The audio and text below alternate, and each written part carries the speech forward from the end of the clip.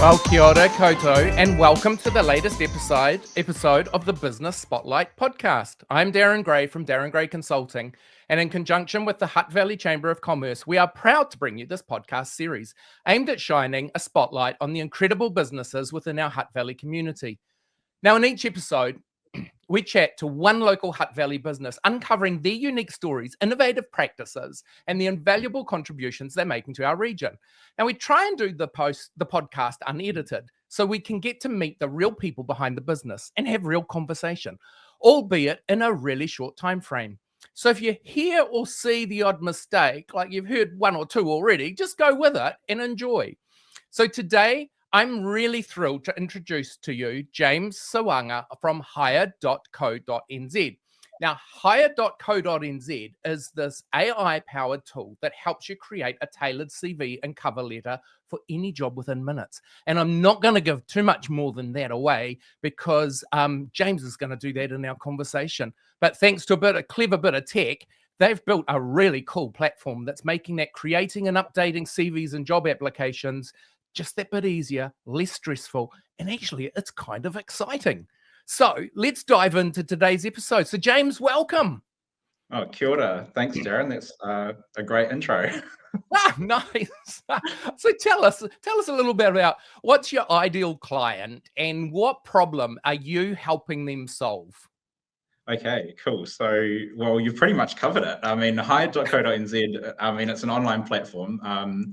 I guess when I think about ideal client, there's two really. The first one is people that are looking for work, people that are applying for jobs, and the second is people that are working with people that are applying for jobs. But I'll kind of circle back to that. But yeah, it's an online tool. It's really easy to use, and it was really built for people, I guess, originally for people like me, where I think, man, if I was applying for a job, I would spend 2 days, tailoring my CV.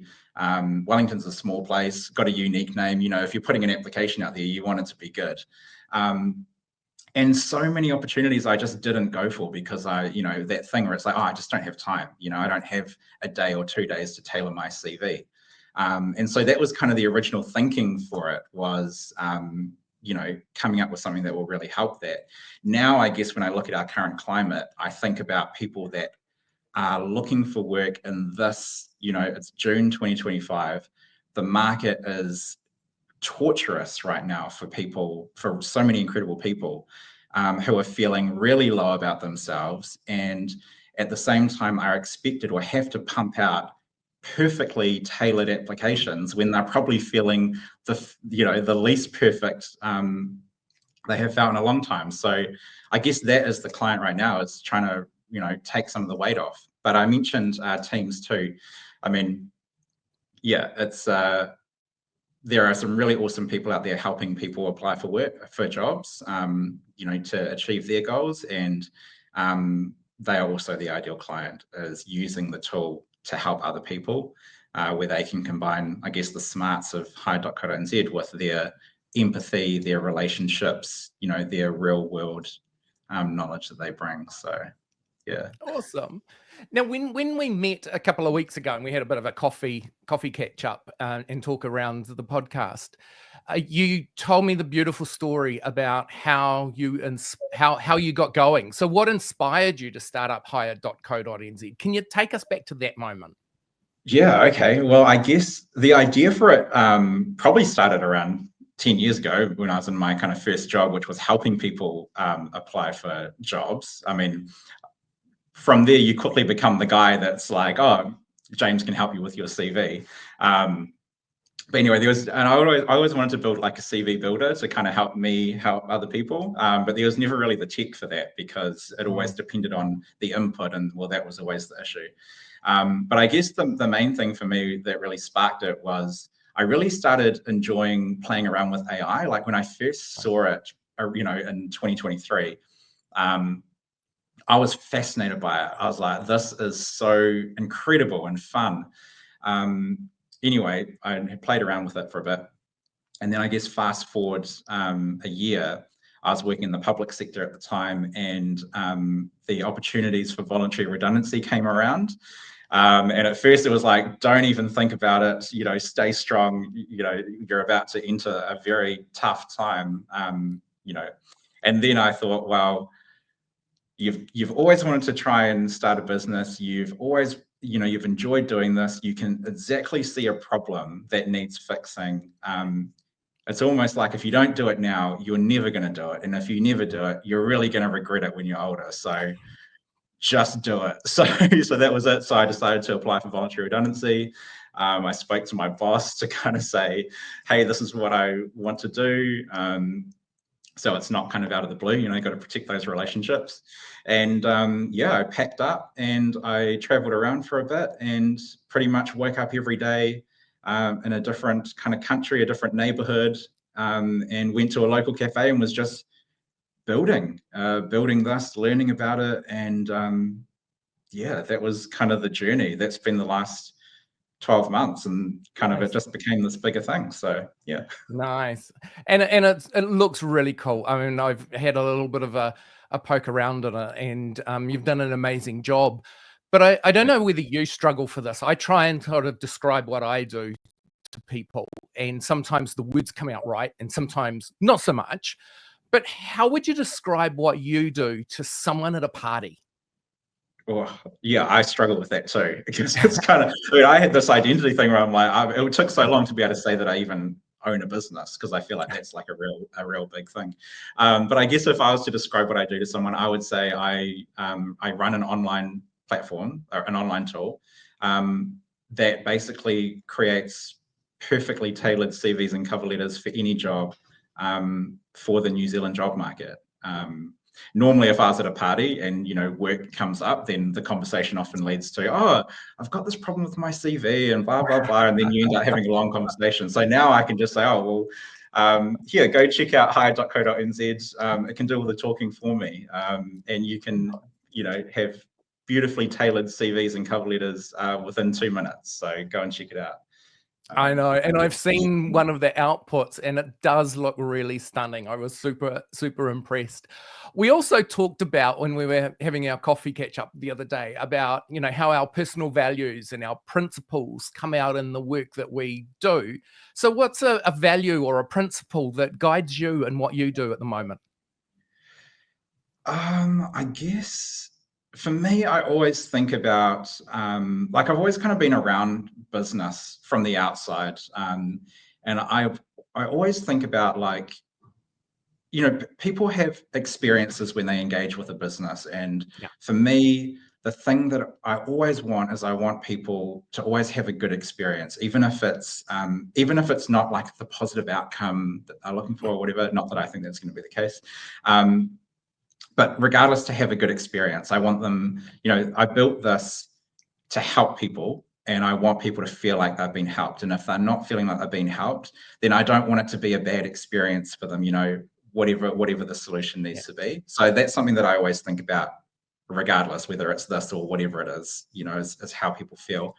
But I think the other thing, when I think about value for a business, when I look at this from a business perspective, I really want to, obviously I want to succeed, but I want it to succeed by actually being the best at what we do. And if it's not the best, then I'm not doing a good enough job. I've always been really tough on myself. But kind of that thing, I've been around a lot of different places, and I see kind of different tactics that people take to kind of get their things pushed forward. And some of those tactics can be a little bit, beat around, not nice. But integrity is really important for me. And I really think I want people to know us because we are the best at what we do. And if we're not the best, then we need to do better. Like, that's kind of a strong thing for me. Nice. That's pretty cool. So you touched before on the times that we're in at the moment, and they're pretty challenging for a whole bunch of people, aren't they? What are some of the challenges that you've faced as a small business getting up and running, in particular being a startup business?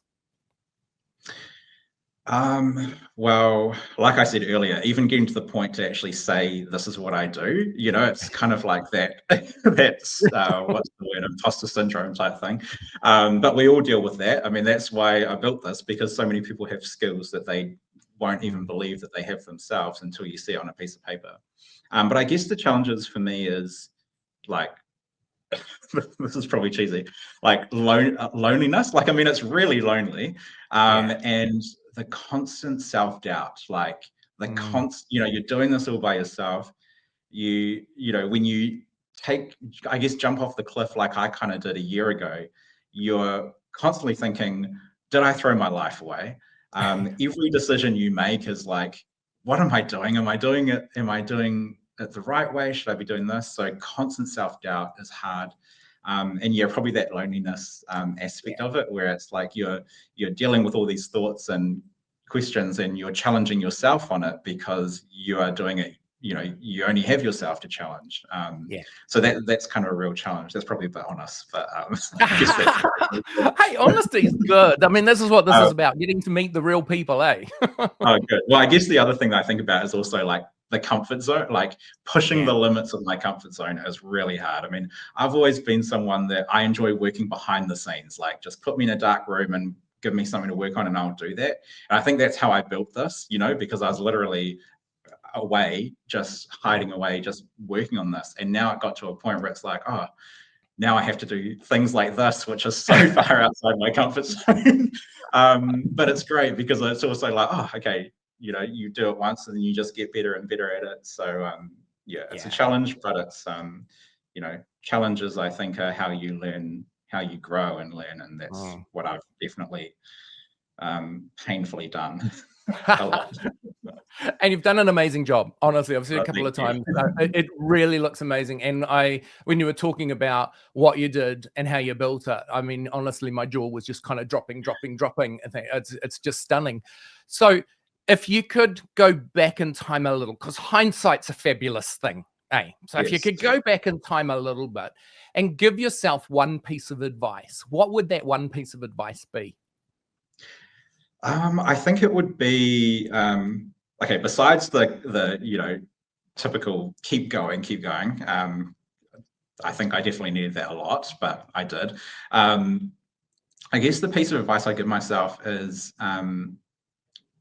keep your eye on the problem that you're trying to solve and the people that you're trying to solve the problem for. I feel like I could have saved myself so much time. Because I was learning all this and I was building new things that I thought were cool because I'd never been able to do them before. Like you click a button and something appears and then disappears.